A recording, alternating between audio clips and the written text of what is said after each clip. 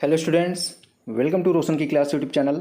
दोस्तों, आप सभी का आज के सूक्ष्म पाठ्य योजना की वीडियो में एक बार फिर से बहुत बहुत स्वागत है।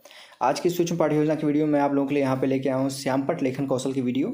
अगर आप लोगों को श्यामपट्ट लेखन की कौशल की वीडियो सूक्ष्म पाठ्य योजना बनानी है और भूगोल विषय है, आप सामाजिक विज्ञान विषय में भी आप इसको बना सकते हैं, तो कंप्लीट यहाँ पे आज की सूक्ष्म पाठ्य योजना की वीडियो देखिएगा। आप लोगों को अच्छी लगेगी अगर आप लोगों को, तो प्लीज़ वीडियो को लाइक ज़रूर करिएगा वीडियो देखने के बाद। अगर आप लोगों को ऐसी सूक्ष्म पाठ्य योजना की वीडियो या फिर आप लोगों को बीएड, बीटीसी और सीटेट की बिल्कुल फ्री में क्लासेस देखनी है, तो आप लोग रोशन की क्लास यूट्यूब चैनल से जुड़ सकते हैं। बिल्कुल फ्री है। इसी वीडियो के नीचे सब्सक्राइब बटन, उस पर क्लिक करके सब्सक्राइब कर लीजिए, साथ ही साथ बेल आइकन दबा के रखिए और अपने दोस्तों के साथ इस वीडियो को शेयर कर दीजिएगा। ठीक है, यही आप लोगों का यहाँ पे कार्य है और सारी चीज़ें मेरा यहाँ पे दायित्व है कि मैं आप लोगों को अच्छे से अच्छे सूक्ष्म पाठ्य योजना, अच्छे से अच्छे पाठ्य योजना की वीडियो प्रोवाइड करता रहूँ।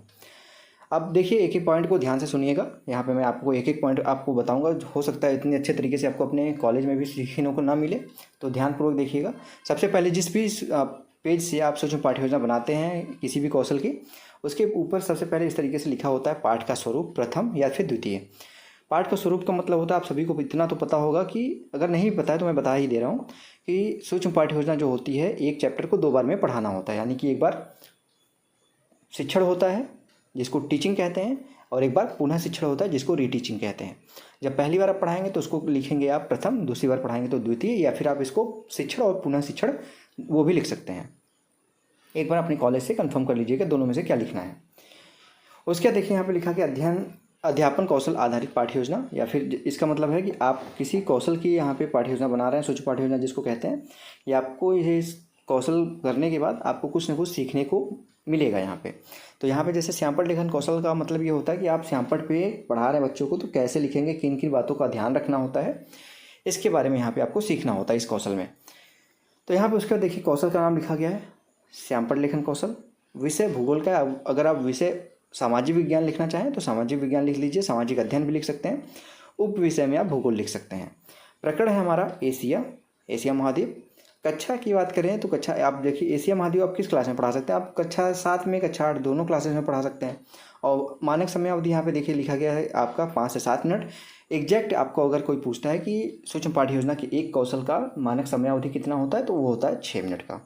ठीक है। उसके बाद देखेंगे आपका आता है यहाँ पे इस तरीके से श्यामपट्ट पे, जैसे यहाँ पे श्यामपट्ट के आकार का यहाँ पे ब्लैक चार्ट पेपर ले लीजिएगा, उसको काट के इस तरीके से श्यामपट्ट के आकार में चिपका लीजिएगा। उस पर वाइट स्पार्कल पेन आती है। काफ़ी बच्चे पूछते हैं कि सर किस पेन से लिखें, तो वाइट कलर की स्पार्कल पेन आती है, उससे आप जाएंगे 10-15 रुपये की मिलेगी, आप उससे इस पर लिखेंगे तो आप सारे पॉइंट आसानी से इस पर दिखेंगे। ठीक है। तो यहाँ पे देखिए, एशिया महाद्वीप के ऊपर यहाँ पे लिखा गया है। अब श्यामपट्ट कौशल में क्या होता है कि जब आप कोई चीज़ पढ़ाएंगे तभी तो आप श्यामपट्ट पे लिखेंगे। यहाँ पे तो आपको सिखा रहे हैं तो आप सीखने के लिए यहाँ पे लिख देते हैं, लेकिन आपको रियल में क्या होता है, आप कुछ पढ़ाएंगे, कुछ पढ़ाने के बाद ही श्यामपट्ट पे लिखेंगे। तो यहाँ पे देखेंगे एशिया महाद्वीप के बारे में आप जैसे पढ़ा दिए, तो उसके बारे में मुख्य जो बिंदुएं होती हैं उसको आपको श्यामपट्ट पे लिखना होता है। तो मुख्य बिंदुओं में आप क्या क्या पढ़ाएंगे, जैसे एशिया पृथ्वी का सबसे बड़ा महाद्वीप है। दूसरा यहाँ पे पॉइंट लिखेंगे, ये आपका पृथ्वी के स्थल भाग का लगभग 80% है। उसके बाद यहाँ पे तीसरा पॉइंट लिखा गया, विश्व की 2/3 जनसंख्या का निवास स्थान है एशिया महाद्वीप। उसके बाद नेक्स्ट पॉइंट लिखा गया है, विश्व की सबसे ऊंची चोटी हिमालय पर्वत में माउंट एवरेस्ट 8,848 मीटर है। उसके बाद नेक्स्ट पॉइंट लिखा गया है यहाँ पे, विश्व के 2 सर्वाधिक जनसंख्या वाले देश इसी महाद्वीप में स्थित हैं, जैसे पहला चीन, दूसरा भारत। तो ये पॉइंट यहाँ पे इसलिए लिखा जाता है क्योंकि आपने जब एशिया के बारे में पढ़ा होगा, एशिया महाद्वीप के बारे में, तो मुख्य बिंदुएं तो पढ़ाएंगे ही पढ़ाएंगे। जो मुख्य बिंदुएं होती हैं वो बच्चे मिस ना करें, उनको दिक्कत ना हो मुख्य बिंदुओं को याद करने में, दोबारा रिवाइज करें जब, तो उसको इसीलिए श्यामपट्ट पे लिख दिया जाता है कि बच्चे उसको नोट कर ले अपनी कॉपी में, और उनको दोबारा जब रिवाइज करना हो तो उनको कोई दिक्कत ना आए। ठीक है। इसके बाद आपका यहाँ पे आता है अवलोकन सूची और मूल्यांकन। यहाँ पे अवलोकन सूची में कौशल के घटक पहले लिखिए और आवृत्ति है कि कितनी बार इस कौशल के घटक का आपने प्रयोग किया। काफ़ी कॉलेजेस में वहाँ पे जब आप जैसे कोई भी कौशल कर रहे हैं ऊपर यहाँ पे, तो इसी के सामने लिखवा देते हैं कौशल का घटक कौन सा यूज किए हैं, लेकिन यहाँ पे अलग से आप कौशल का घटक लिखें तो ज़्यादा अच्छा है। अवलोकन सूची में एक तरफ बनाइए कौशल का घटक। कौशल का घटक का मतलब वही होता है कि आप इस कौशल को करके किन किन बातों को आप सीखेंगे, किन किन बातों को आपको ध्यान रखना है।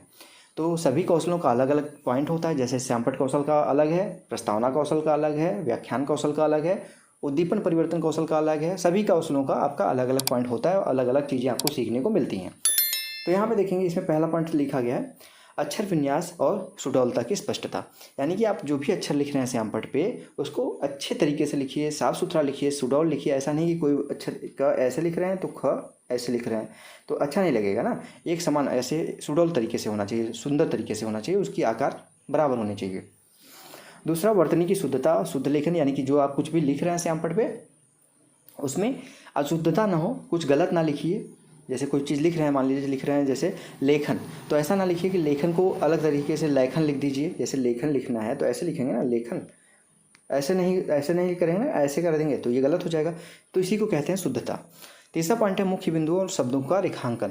जैसे मुख्य बिंदु है, कोई इंपॉर्टेंट पॉइंट है, तो यहाँ पे जैसे बच्चे ने यहाँ पे नहीं किया है तो इसको यहाँ पे इसमें देखने को मिलेगा। उसको थोड़ा सा यहाँ पे जो पर्यवेक्षक होगा वो यहाँ पे अपना सुझाव देगा कि उस मुख्य बिंदु जो है उसको रेखांकित कर दीजिए। जैसे यहाँ पे विश्व की सबसे ऊंची चोटी जो है हिमालय पर्वत का माउंट एवरेस्ट है, तो उसको इस तरीके से आप रेखांकित कर दीजिए, अंडरलाइन कर दीजिए।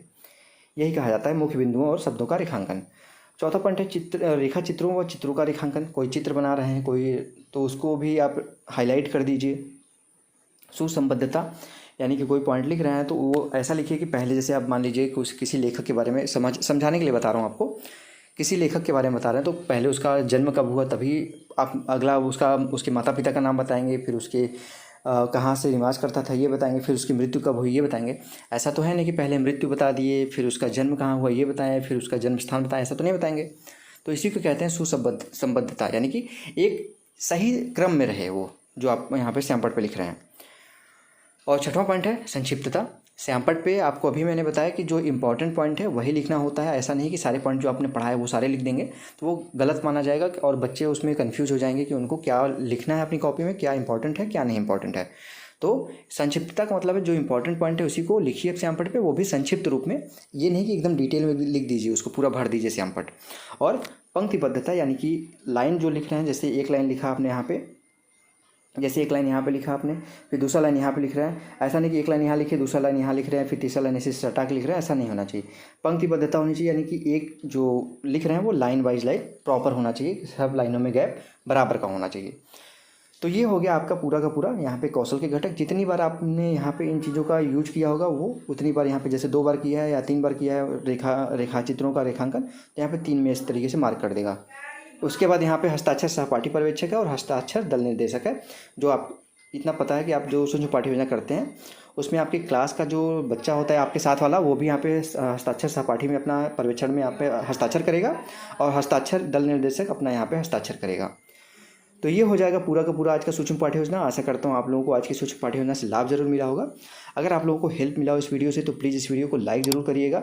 और ऐसी वीडियो अगर आप लोग डेली बेसिस पे देखना चाहते हैं सूक्ष्म पाठ्य योजना से रिलेटेड सभी विषयों का और सूक्ष्म पाठ्य योजना के सभी कौशलों की वीडियो सभी विषयों का, साथ ही साथ बीएड बीटीसी और सीटेट की क्लासेस अगर बिल्कुल फ्री में चाहिए तो आप लोग रोशन की क्लास यूट्यूब चैनल से जुड़ सकते हैं। ये भी बिल्कुल फ्री है। इसी वीडियो के नीचे एक सब्सक्राइब बटन होगा, उस पर क्लिक करके सब्सक्राइब कर लीजिए। साथ ही साथ बेल आइकन जरूर दबा के रखिएगा। सब्सक्राइब करते ही बेल आइकन आएगा, उसको दबा के ऑल नोटिफिकेशन ऑन कर लीजिएगा, जैसे मेरी क्लासेस की नोटिफिकेशन बिल्कुल फ्री में आप तक पहुँचती रहेंगी।